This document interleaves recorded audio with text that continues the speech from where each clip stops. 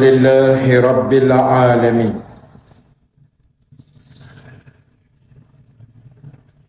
الذي أرسل رسوله بالهدى ودين الحق ليظهره على الدين كله ولو كره الكافرون أشهد أن لا إله إلا الله وحده لا شريك له وأشهد أن محمدا عبده ورسوله ربنا افتح بيننا وبين قومنا بالحق وأنت خير الفاتحين وسيكفيكهم الله وهو السميع العليم Amma ba'. Ashabul kiram, tuan-tuan imam, tuan-tuan Bilal, pengerusi dan seluruh ahli jawatan kuasa surau, muslimin dan muslimat yang dirahmati Allah sekalian. Alhamdulillah, syukur pada Allah Subhanahu wa taala. Dengan keizinan daripadanya kita dapat sama-sama dipertemukan sekali lagi pada malam Jumaat yang penuh kemuliaan dan keberkatan ini.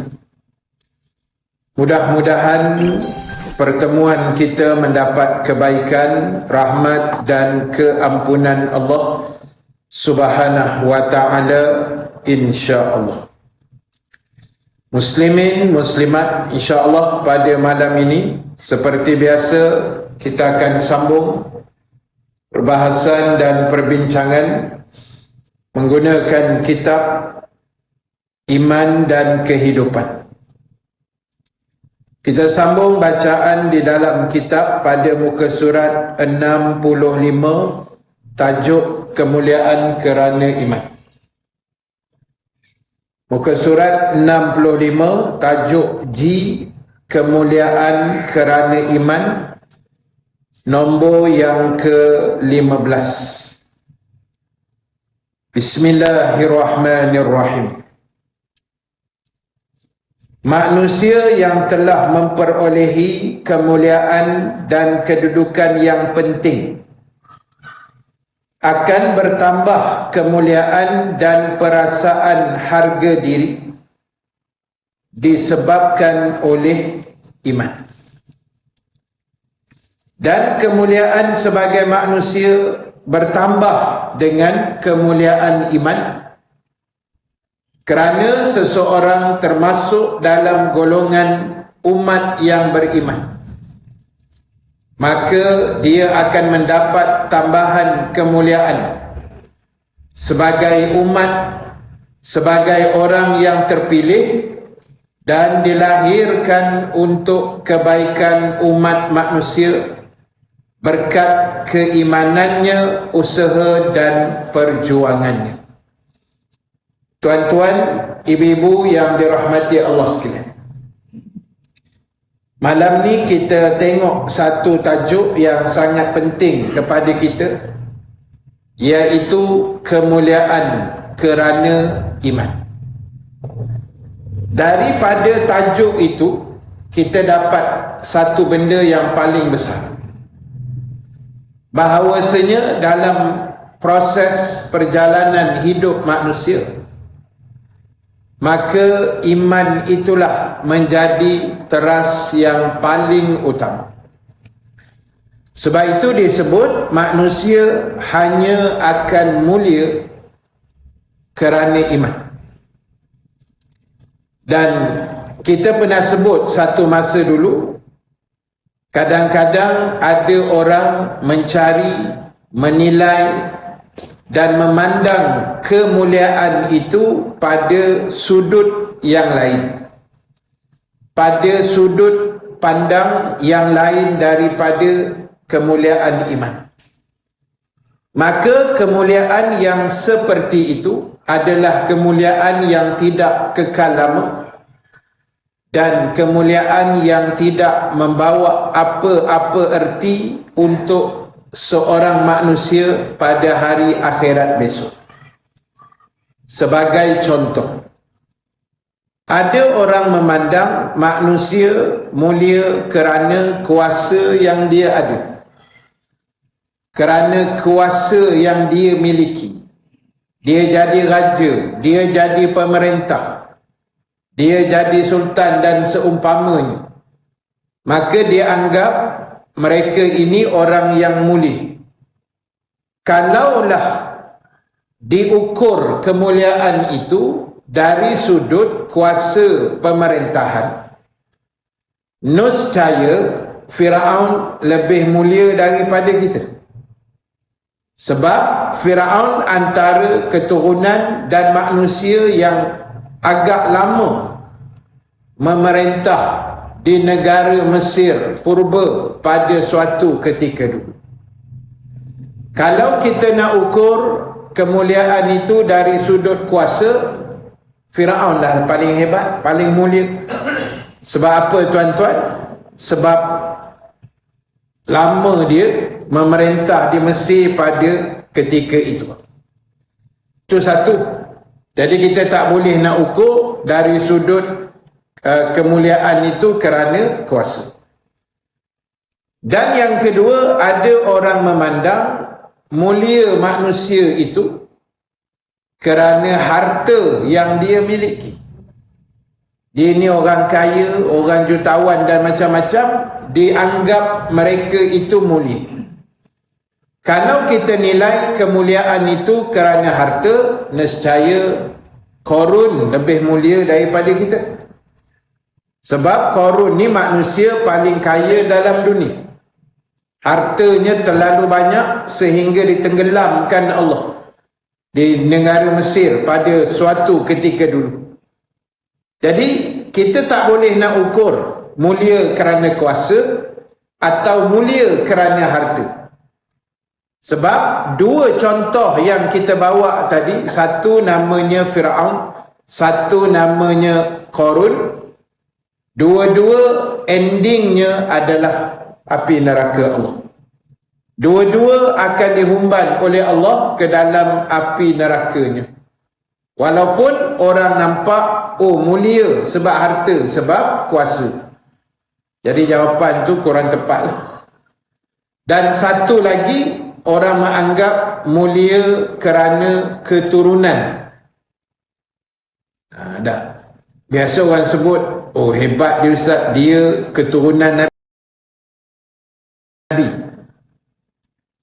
Kalau kita kira keturunan Nabi, kalau kita kira keturunan tak mulia, Abu Jahal, Abu Lahab, Abu Talib. Kalau kira keturunan, orang lagi mulia daripada kita kan? Dia keturunan Nabi merangkap pak saudara Nabi. Kalau nak kira main keturunan lah. Kan? Kita ni keturunan mana? Tak ada tak. Irah-irah ke Imam Syafi'i pun tak sampai kot. Wallahu'alam lah, mudah-mudahan ada lah susu galuh tu. Tapi nak sebut, tidak dinilai mulia manusia kerana keturunan dia. Walaupun begitu, kita tengok Bilal bin Rabah. Dia anggap hina orang Afrika, orang Habasyah, kulit hitam. Tapi sebab ada iman, Allah muliakan dia. Tak perlu nanti lama. Pada malam Isra' dan Mi'raj, Allah telah tunjukkan kepada baginda Rasul sallallahu alaihi wasallam akan bunyi terompah Bilal di dalam syurga. Kalau nak kira hina, pada mata manusia Bilal tu hina, kulit hitam, miskin, tak ada harta. Tapi Allah angkat darjat dia sebab apa? Kerana iman.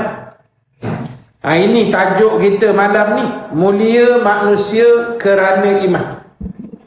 Sebab itu tuan-tuan, ibu-ibu sekalian, satu ungkapan yang masyhur, yang popular, yang diungkapkan oleh Sayyidina Umar bin Al-Khattab radhiyallahu anhu. Pada hari beliau berjaya menumbangkan Rom dan Parsi. Pada hari itu Umar berucap di hadapan pemimpin besar Rom dan Parsi, dengan Umar menyatakan, nahnu qaumun a'azzanallahu bil Islam. Kami ni, kata Sayyidina Umar, adalah satu kaum yang Allah muliakan kami kerana Islam, kerana iman yang ada dalam dada kami. Kami jadi mulia kerana iman yang ada dalam dada kami. Dan kata Sayyidina Umar, barang siapa yang mencari kemuliaan selain daripada Islam, azallanallah, dia akan dihina oleh Allah. Jadi tuan-tuan, kunci dia apa? Iman dan Islam. Benda ni ada tak pada kita sekarang? Ada. Mana bukti terkini mulianya manusia kerana iman dan Islam? Penduduk Palestin. Walaupun pada mata sebahagian orang mereka tu dianggap hina, miskin, kan, kena halau merempat, makanan tak cukup. Tapi setiap mereka yang terkorban itu dikira syahid pada sisi Allah, kerana mereka mempertahankan tanah air mereka dari dirampas oleh musuh yang zalim dan jahat itu. Sebab itu dikatakan bahawa hari ini dah masuk hari ke 80 ke 80 saya rasa, dekat 80 dah kan, sebulan lebih 2 bulan dah. Sehingga dikatakan hari ini walaupun banyak lagi mayat yang belum ditemui, yang dikatakan tertimbus di bawah runtuhan-runtuhan, tapi diberitahu dan dimaklumkan pada kita tidak ada langsung, orang kata macam bau-bau busuk mayat. Tak ada kan? Kalau tempat kita mati 4 hari tak bungkus lagi ni, busuk berulat. Sana tak jumpa pun mayat dia, tertimbus. Kalau ikut logik, beribu yang tertimbus ni busuk kan? Tapi Allah tak keluarkan bau tu, sebab mereka dikategorikan orang-orang yang syahid. Dan Allah Ta'ala tunjuk kemuliaan itu di atas dunia pada hari ini. Dan hebatnya iman mereka, iman orang-orang Palestin itu sendiri, menyebabkan sebahagian besar penduduk dunia hari ini, terutama yang bukan Islam di Eropah di Barat, telah pun memilih agama Islam menjadi agama baru mereka. Sebab mereka tengok hebatnya perjuangan rakyat Palestin. Mereka sanggup berjuang walaupun dengan batu saja. Mereka boleh lagi menyebut nama Tuhan di saat mereka sedang mengusung anak-anak mereka yang telah terkorban syahid. Dia bukan jadi meracau tak ketahuan, tapi mereka masih ingat Tuhan walaupun di dakapan mereka adalah mayat-mayat anak cucu saudara mereka. Itu yang sebahagian orang buka mata. Dia tengok hebatnya orang Palestin, jadi mereka pun memilih untuk masuk Islam, tuan-tuan. Ini kuasa Tuhan, bukan kuasa kita. Jadi sebab itu kita pesan selalu, teruskan berdoa, teruskan munajat, minta Allah buat turun pertolongan-pertolongan yang luar biasa untuk umat Islam di sana, insya-Allah. Jadi tuan-tuan, balik cerita kita tadi, maknanya imanlah menjadi sumber yang paling utama untuk Allah upgrade dan menaik taraf kemuliaan manusia pada sisi Allah. Ini kita cerita mulia ni pada sisi Allah. Pada mata manusia mulia ni lain-lain sebab dia. Pandangan dia tidak sama. Macam saya sebut tadi lah. Ada orang tu dia berkuasa, orang pun hormat sanjung dia, muliakan dia. Sebab kuasa dia ada. Habis 5 tahun tak ada kuasa, mampus tuan. Dah, orang buat tak nampak. Selisih pasal malam, orang tak tegur dah. Orang tak kenal lah kita dah. Orang kenal masa kita ada kuasa. Itu mulia seketika tuan-tuan. Tak ada apa yang tu. Yang kita nak mulia kerana iman. Sebab itu kita belajar sirah Nabi SAW. 13 tahun Nabi berdakwah di kota Mekah. Kunci utama dakwah baginda adalah iman. Nabi pasakkan iman, Nabi tanamkan akidah, Nabi pailingkan tauhid itu dengan begitu kemas, menyebabkan iman yang ada dalam dada para sahabat baginda ketika itu sangat-sangat luar biasa. Jadi untuk kita hari ini tuan-tuan, kita juga ada kelebihan dari sudut iman. Saya tak ingat dah bacakan hadis tu belum di sini, tapi hati saya rasa macam belum baca lah. Tapi saya nak baca juga malam ni. Ni cerita iman ni tuan-tuan. Satu hari Nabi duduk dengan sahabat baginda yang mulia. Kemudian Nabi bertanya pada sahabatnya, Ayyul imani a'jub. Nabi tanya sahabat, kalau kamu tahu siapakah yang memiliki iman yang paling ta'ajub, yang paling hebat? Nabi tanya sahabat. Lalu sahabat jawab, sudah tentulah iman para malaikat. Lalu Nabi jawab, malaikat kalau beriman memanglah hebat sebab dia utusan Tuhan. Dia paling dekat dengan Tuhan. Allah bagi dia tugas macam-macam, dia makhluk yang sangat patuh, sangat taat. Memanglah hebat iman dia. Itu biasa je, standard. Maksud dia, padanlah pasal dia dekat dengan Tuhan. Memanglah iman dia handal, hebat. Nabi kata tak betul lah, kurang tepat. Lalu sahabat jawab yang kedua, kalau bukan malaikat, sudah tentulah iman para Nabi dan Rasul. Lalu Nabi jawab, Nabi Rasul memanglah iman dia hebat sebab dia Rasulullah, utusan Allah. Allah yang bagi wahyu, mukjizat, Allah yang tarbiyah Nabi-Nabi dia. Memanglah iman mereka hebat. Tak ada apa yang nak ditakjubkan, kata Nabi. Memang macam tu. Lalu kata sahabat, dah kalau malaikat pun tidak, Nabi Rasul pun tidak, jawapan dia iman kami ya. Sahabat kata kami ya. Dah payah benar nak mencari jawapan lah. Sahabat kata iman kami. Nabi kata korang memanglah duduk dengan aku. Korang tengok aku, tengok mukjizat, tengok malaikat turun, tengok wahyu turun, tengok segala macam mukjizat kebesaran aku. Memanglah iman korang hebat. Tapi tu benda biasalah sebab korang duduk dengan aku, hidup dengan aku, kata Nabi. Lalu sahabat kata tak ada jawapan dah lah, tak reti nak jawab. Lalu Nabi jawab, iaitu iman mereka yang muncul selepas daripada kamu, yang mereka ini tidak melihat aku.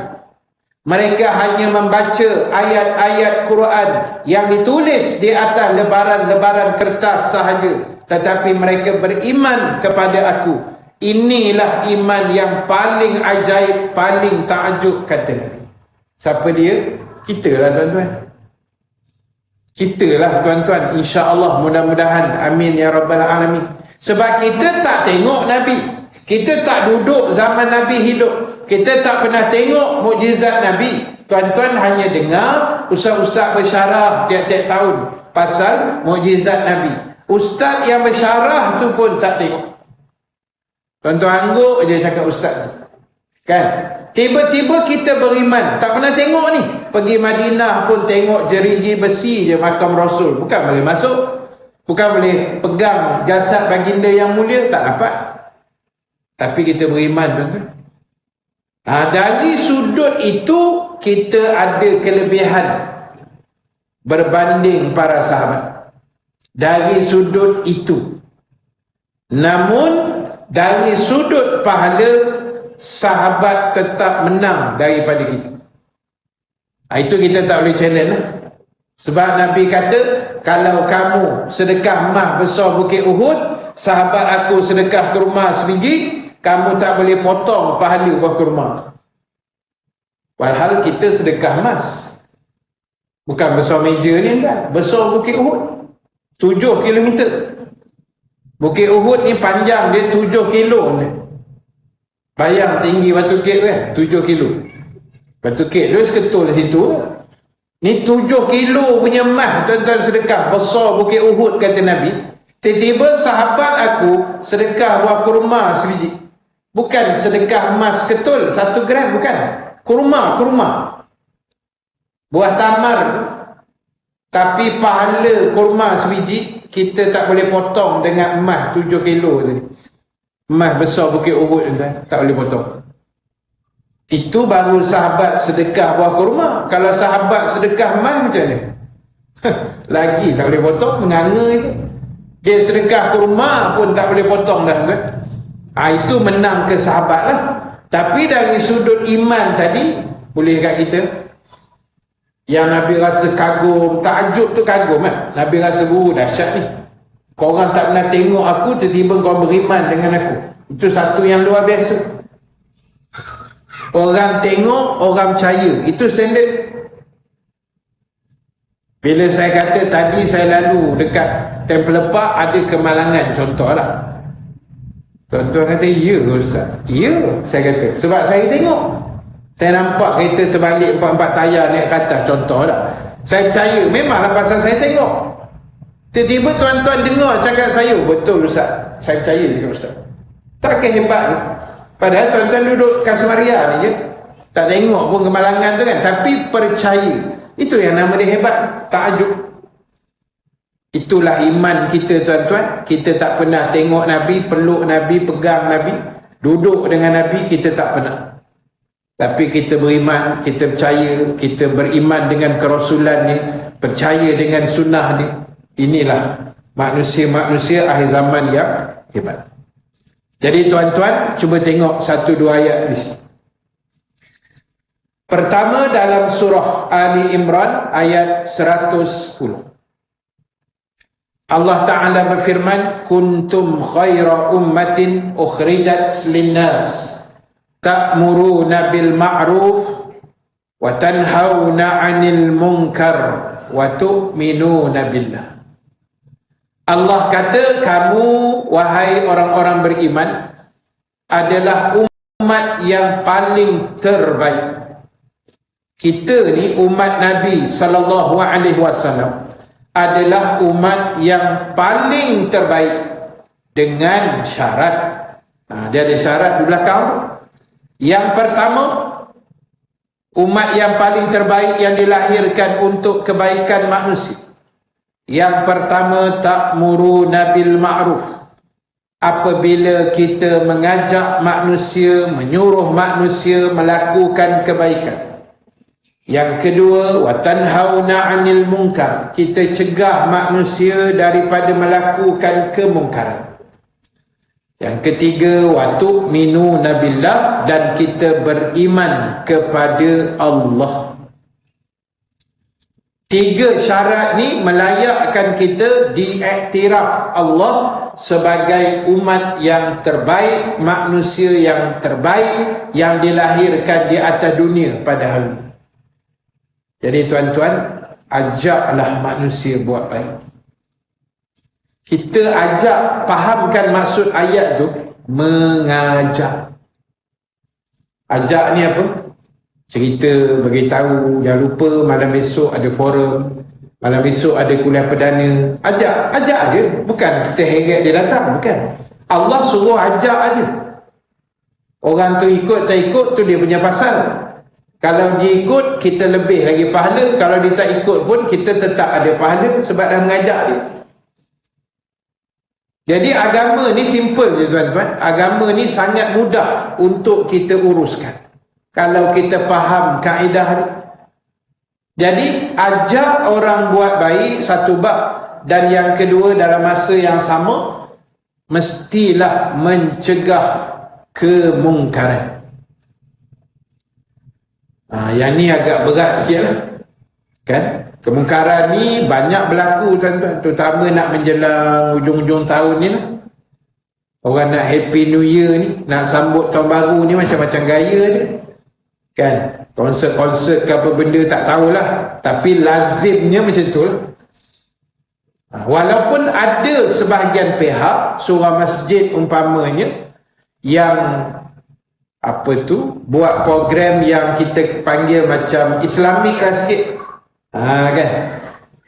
31 Disember saya punya jadual dekat Surau Siddiqin, Bandar Tasik Puteri Rawang. Jadual saya kat situ memang setiap 31 hari bulan sampailah hari kiamat. Setiap bulan yang ada 31 tak ada kan? Mana setahun 3-4 kali je kot, kan? Kena Februari tahun lompat huyuk terus 28 hari je ada, 30 pun tak jumpa kan? Jadi program tu tadi dia hantar poster buat lepas isyak, lebih kurang forum perdana lah. Kan, dia buat forum perdana. Asal jadual saya, dia minta izin, Ustaz kita buat forum Ustaz. Jalanlah forum terbaru kan, kebetulan 31 bulan. Yang saya tengok tu, poster tu dia tulis saya patungan panel lain lah, forum lepas isyak. Adalah tajuk apa benda entah, keberkatan apa entah. Lepas tu lepas isyak forum 9 suku mula. Lepas tu adalah seringan nasyid sikit, ada kumpulan apa entah dia panggil. Dan yang best tu menjelang detik 12 malam, ramai-ramai membaca Asmaul Husna. Tu baru betul. Tapi dalam poster tu saya tengok yang paling besar bukan gambar penceramah, gambar roti puri. Dia tulis jamuan ringan disediakan, gambar roti puri tu. Saya tengok gambar dah meleleh-leleh tu. Sedap roti tu, panas-panas.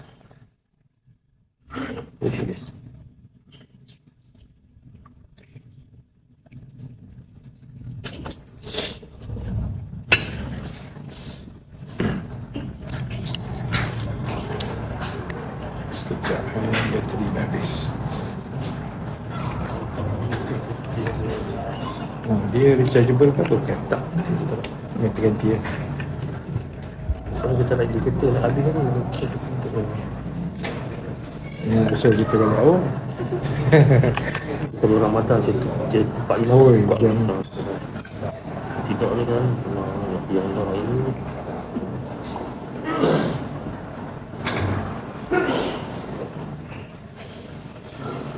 Muslimin dan muslimat sekalian, jadi kalau kita buat program jenis gitu, okey lah tuan-tuan. Tapi yang kita bimbangnya kalau program-program tu banyak yang membuka ruang berlakunya kemaksiatan, dosa, kemungkaran. Itulah benda yang kita sebut setiap tahun, namun ianya tetap masih berlaku. Jadi tugas kita cegah. Cegah tu atas kuasa masing-masing. Yang ada kuasa, cegah dengan kuasa. Yang boleh bercakap, cegah dengan bercakap. Habis-habis pun benci lah. Itu paling lemah iman lah, Nabi kata tak? Zalika ada'aful iman. Itulah iman yang paling lemah sekali. Bila kita cegah kemungkaran dengan kita membenci sahaja. Itu pun okey lah, daripada tak ada apa perasaan langsung. Biarlah Ustaz, anak muda nak menyambut, biarlah ke demo, kan? Mana boleh main biar gitu je kan? Kena bagi tahu juga tak? Sebab ada alternatif lain. Boleh je sambut-sambut dengan Asmaul Husna ke forum ke nasyid, boleh je, tak masalah pun, kan? Jadi yang penting dua-dua ni, amar ma'ruf, yakni ajak orang buat baik, dan yang kedua cegah mungkar, nahi mungkar, melarang manusia melakukan kemungkaran. Dua ni tuan-tuan, ibu-ibu sekalian, adalah benda besar dalam agama yang kita tak boleh pandang ringan. Sebab apa saya kata tak boleh pandang ringan? Sebab ada satu hadis yang kita jumpa, Nabi SAW memberikan satu ancaman, satu warning, satu peringatan tentang amar ma'ruf dan nahi munkar. Apa kata Nabi? Dengar baik-baik tuan-tuan. Nabi sebut, Nabi kata, la ta'murunna bil ma'ruf wa la tanhaunna 'anil munkar aw la yusallitanna Allahu 'alaikum shirarakum fayad'u khiyarakum fala yustajabu lahum atau kama qala Nabi fil hadis. Nabi kata hendaklah ada sebahagian kamu kerjanya ajak orang buat baik, dan dalam masa yang sama mencegah kemungkaran. Ataupun kata Nabi, kalau kamu tinggalkan dua perkara itu, kita buat tak kisah, ambil remeh, buat tak peduli, kita buat tak kisahlah, amal ma'ruf nahi munkar ni lantaklah ustaz, buat tak pedulilah. Apa akan jadi? Nabi kata nescaya Allah akan jadikan orang yang paling jahat di antara kamu menjadi ketua atau pemimpin kamu. Ni hadis ni umum bukan fokus mana-mana negara, bukan, ni umum. Nabi kata nanti Allah kirimkan orang paling jahat yang tidak amanah, tidak jujur, tidak bertanggungjawab menjadi ketua dan pemimpin kamu. Lalu bila orang yang tidak amanah ni menjadi ketua, berlakulah penindasan, penyelewengan dan serba-serbinya, lalu kata Nabi, terjadilah bala bencana, turunlah bala bencana yang besar. Lalu kata Nabi, bila turun bala bencana, banjir, kemarau, ributlah apa bagai ni, lalu kamu memanggil orang-orang pilihan di kalangan kamu untuk berdoa, menghentikan dan menolak bala itu. Jadi sesuatu tak elok, panggil ustaz, tok imam, baca doa, tolak bala apa semua bagai ni. Lalu apa jadi? Nabi kata, fala yustajabu lahum, nescaya Allah tidak memakbulkan doa-doa mereka. Ini bukan benda kecil. Pasal apa doa kita tak lepas? Pasal kita buat tak peduli amar ma'ruf dan nahi munkar, buat tak kisah. Orang yang sepatutnya ada kuasa pun dia tak gunakan kuasa dia untuk cegah kemungkaran. Ajak baik ni saya rasa ramai orang boleh buat, tapi nak cegah tu, oh yang ni berat sikit kan. Dia yang ada kuasa tu sepatutnya kena lebih take note lah benda ni lah, sebab dia ada kuasa. Orang awam macam kita yang tak ada kuasa ni boleh cakap je lah, jangan joget, jangan begitu, jangan begini lah, tapi tak jalan. Pasal cakap kita tak laku, kosong. Saya bagi contoh tuan-tuan, saya baru sebut benda ni beberapa tempat aja. 4-5 tempat kot saya rasa saya baru sebut benda ni. Saya tak tahulah sama ada tuan-tuan tahu atau tidak tahu, saya tak tahu. Boleh faham? Tuan-tuan tahu ke tidak yang saya nak sebut ni, saya tak tahulah. Yang pertama, sekarang ini sudah ada satu studio di Malaysia yang mengiklankan untuk dibuat rakaman fotografi atau videografi aksi-aksi lucah. Studio tu sudah ada di Malaysia.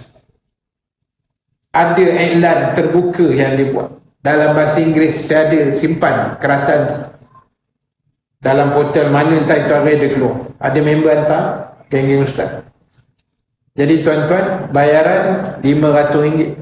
Sekali sesi RM500. Lepas tu adalah syarat-syarat entah apa-apa kat situ, dia tulis semua bahasa Inggeris. Kita faham lah kan. Tapi kita nak sebut pun jijik lah tuan-tuan. Benda tak elok kan. Geli-geleman nak sebut. Itu satu. Lepas tu ada member ustaz hantar, geng ustaz. Sekali saya satu grup dengan Tuan Imam tadi, Ustaz Faisal kan, sekali kami satu grup. Jadi dalam tu ada dia hantar link ni yang shopping ni 12 hari tu kan. 12 tu 12 lah, lepas ni 13 lah.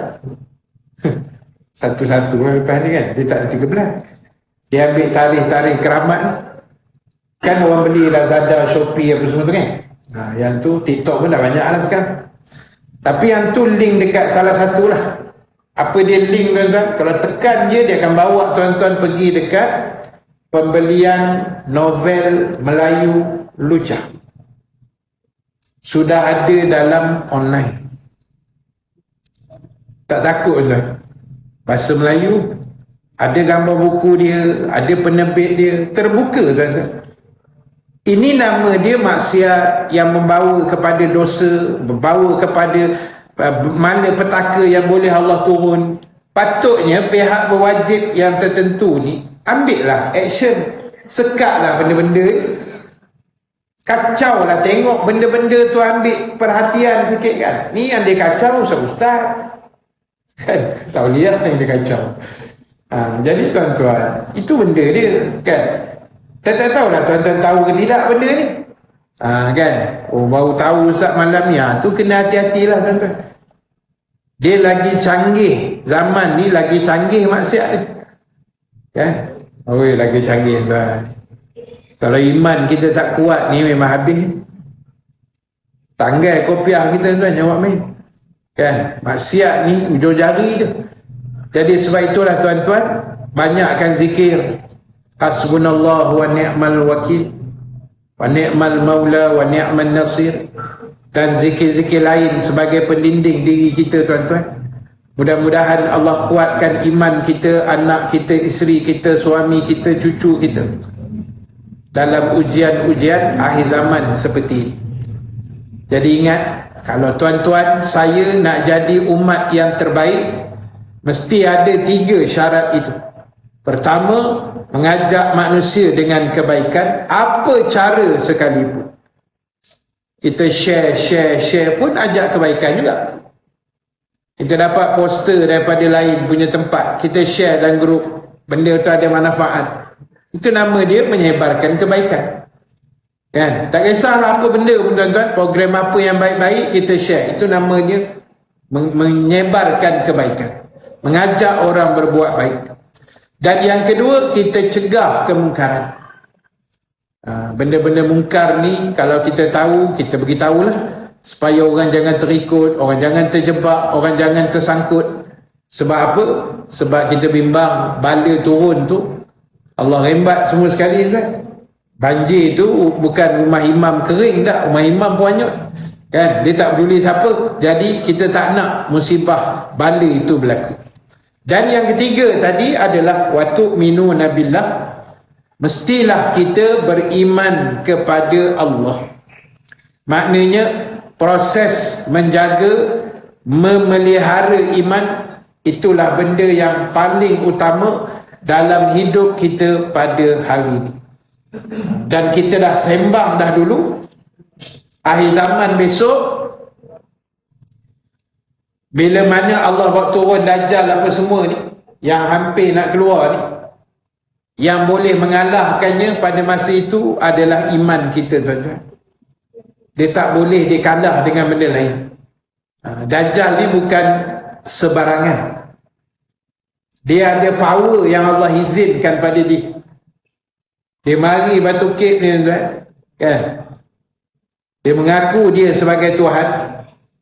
Siapa yang ikut dia, dia jadikan kampung tu subur elok. Siapa yang lawan, tempat orang tu habis kering kontak. Tak ada benda makanan, tuan-tuan. Orang masa tu sibuk dengan nak cari makanan. Orang dah dunia dah kelang kabut dah masa tu. Tiba-tiba Dajjal tunjuk ada satu gunung dipanggil roti seperti sebuah gunung kan. Besar roti ni. Mesti orang ambil tu kan, orang akan ikut ni. Ya. Jadi tuan-tuan, yang tak ikut siapa? Orang beriman ni. Yang dia tahu ini kriteria Dajjal, mata sebelah lah begitu begini. Oh ni tak boleh ikut ni. Jahat punya manusia. Jahat punya makhluk. Jadi tuan-tuan, mana yang jadi filter dia? Iman kita lah. Yang menapis antara kufur dan iman. Jadi jangan ingat Dajjal ni biasa-biasa tuan. Kan? Sebab ada orang sebut kan, dia kata ustaz, Dajjal sampai gombak esok kita terajang je lah. Kau handal sangat. Nampak gaya macam handal benar. Kau nak terajang Dajjal tu tak boleh kan. Dajjal ni standard dia Nabi Isa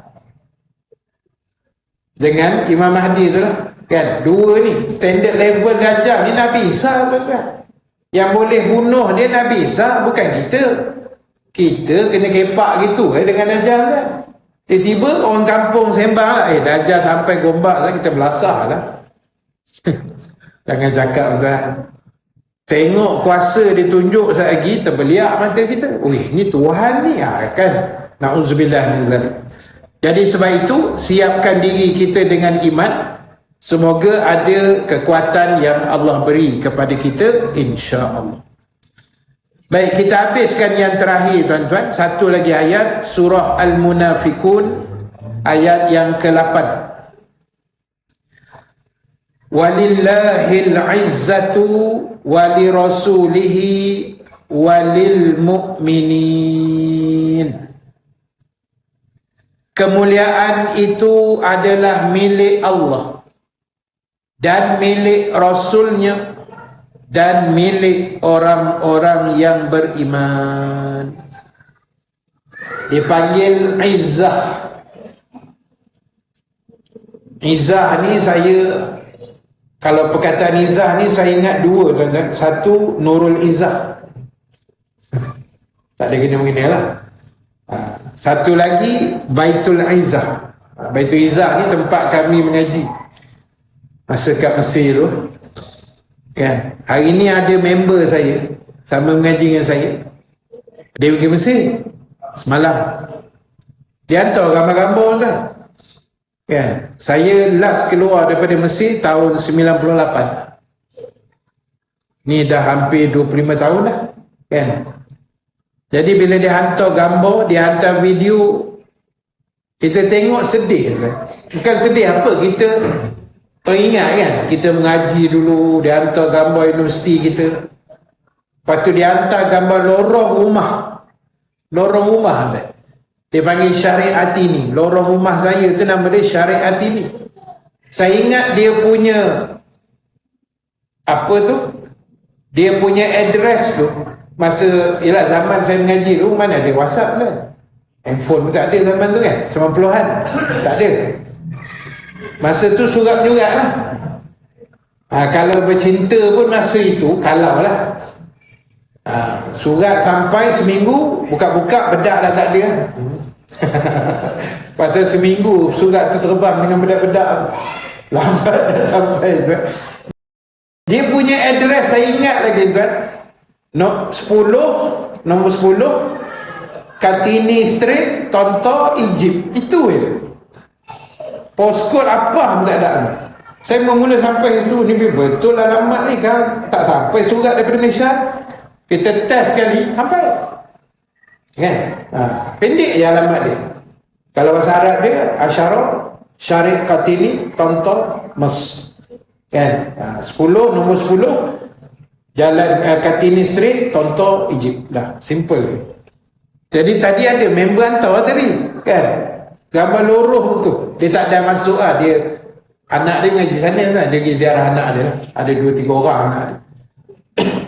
Jadi kita tengok tu rasa Allah kan, hibah. Lepas tu saya tanya dia, travel agency tepi lorong tu mana? Dah tak ada dah pun. Guyup lah dia kata. 25 tahun dah tu. berubah lah kan. Harga pun inflasi sana Masya Allah tuan, sangat tinggi. Tuan-tuan bayang zaman saya mengaji dulu ni besar ni, dia panggil air paling top dekat Mesir, dia panggil air tebu kan. Air tebu tu paling familiar lah kalau di Mesir dengan air buah-buah lain lah. Tapi air tebu ni air rutin harian orang Mesir minum. Balik kuliah aja mesti singgah, namanya Asir Asok. Dia asal dia nama Asir Kosok, tapi Arab dia tak sebut Qaf tu, dia sebut Qaf tu ganti dengan Hamzah. Kosok jadi Asok, Burtukol jadi Burtuol. Dia Arab macam tu, Arab Mesir. Jadi masa zaman saya ni harga dia panggil rubuk saja. Rubuk ni maknanya 25 sen. Dia ada duit kertas 25 sen. Malaysia tak ada duit kertas 25 sen. Dia panggil rubuk. Rubuk tu suku lah. Kalau kita pergi beli ayam golek tu kan, Aisyah dia tanya kau nak berapa, kata robok. Robok tu suku lah kan. Kalau kita order seko tu jin tanah kan. Sebab kita seorang je nak makan ayam seko mampus lah. Jadi kita order robok je suku. Ni masa zaman saya besar ni 25 sen tuan-tuan. Saya tengok menu dia, member hantar RM10, 10 genih atau 10 pound ni, sama saiz. Tuan-tuan bayang harga dia. Zaman kami ayam dulu, saya ingat RM10, RM11 lah duit sana lah, ayam seko. Sekarang ni RM40, RM50. Ampun kan. Duit nilai jatuh teruk kan. Sejak zaman apa tu dia panggil apa, kebangkitan Mesir dulu tu, Arab Spring tu ya.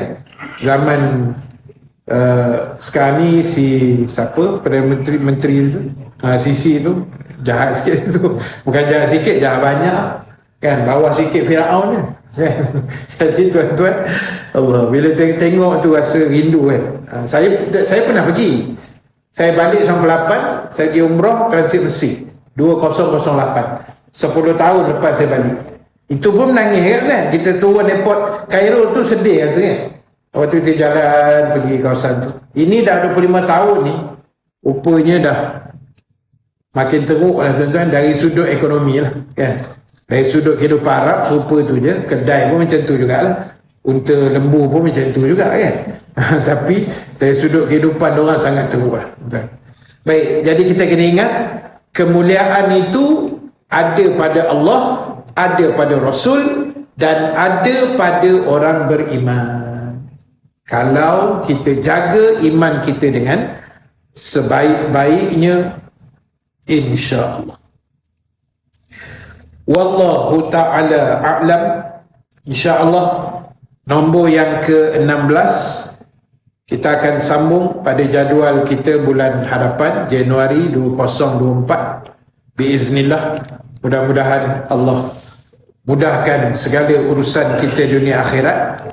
Terima kasih pada muslimin muslimat yang hadir dalam surau kita pada malam ini, dan semua 400-500 yang menonton live kita pada malam ini. Mudah-mudahan ada manfaat yang dapat kita ambil bersama, insya-Allah. Dan sebelum saya tangguh, ada satu perkongsian ringkas. Malam ni, itu hari saya ada bawa buah anggur. Tapi malam ni tak ada kan? Sebab stok tak ada. Saya dah 3 minggu dah menganggur daripada jual anggur ni. Stok tak ada kan? Ada tapi buah yang tak berapa comel lah. Kita nak jual pun macam tak syok. Kita tunggu yang itu hari punya. Sedap kan? Banyak yang komplain kata sedap lah. Kan? Jadi itu pertama lah, anggur tak ada lah hari ni. Yang kedua, saya ada bawa macam kalender apa tu, kalender kuda tu lah kan, yang ada tarikh cuti apa semua tu, daripada surau Najahiyah section 19 Shah Alam. Ada sikit aja lagi tuan. Harga dia RM5 je. Kalau tuan-tuan nak bagi RM5 boleh, nak bagi lebih pun tak apa, nak kurang pun tak apa, atau tuan-tuan tak bayar pun boleh ambil je kalau tak ada perasaan lah. Kan? Tapi boleh je, kalau nak ambil je lah, kalau tak ada duit sangat lah. Cuma Satu lagi tu saya ada satu lagi kalender, tapi yang tu sekeping je lah, untuk setahun punya, besar sikit lah, keras. Yang tu free, tu betul-betul free lah. Kalau yang nak yang tu pun boleh. Nanti tuan-tuan jumpa dengan saya lepas solat lah, tunggu dekat kereta. Siapa yang nak beli, belilah. Yang nak free pun boleh, tak ada masalah. Yang itu daripada Pondok Muallim yang saya kuliah semalam dekat Slim River, Perak. Itu dia memang bagi percuma untuk promosikan pondok dia lah, kan. Pondok dia best kan.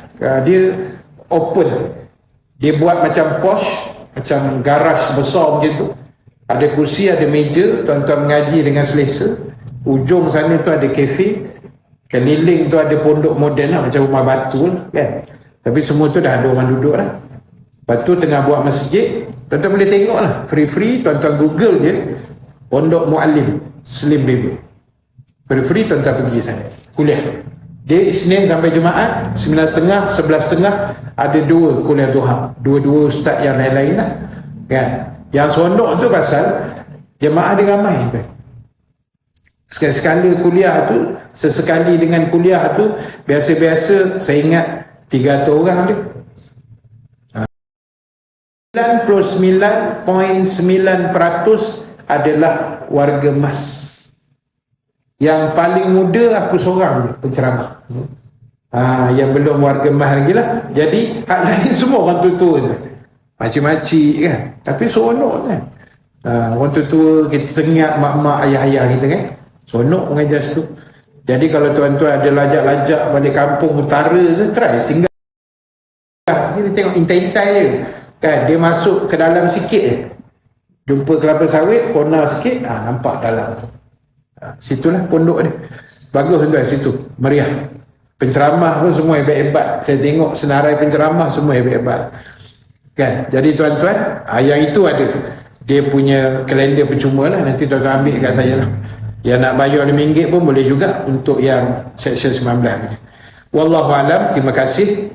Yang baik, yang benar daripada Allah, yang kurang kelemahan diri saya sendiri. Kita tangguhkan dulu majlis dengan tasbih kafarah, suratul As dan bacaan doa. Subhanakallahumma wa bihamdika nashhadu an la ilaha illa anta nastaghfiruka wa natubu ilaik. Bismillahirrahmanirrahim. Wal 'asri innal insana lafi khusr illa alladhina amanu wa 'amilus solihat wa tawasaw bil haqq wa tawasaw bis sabr. Bismillahirrahmanirrahim. Alhamdulillahi rabbil alamin. Wassalatu wassalamu ala asyrafil anbiya'i wal mursalin Sayyidina Muhammadin wa ala alihi wa sahbihi ajma'in. Allahumma ja'al jam'ana haza jam'an marhuma wa tafarruqana min ba'dihi tafarruqan maksuma wa la taj'alillahumma fina syaqiyan wa la mahruman wa la matruda. Wa sallallahu ala Sayyidina Muhammad walhamdulillahi rabbil alamin. Assalamualaikum warahmatullahi wabarakatuh.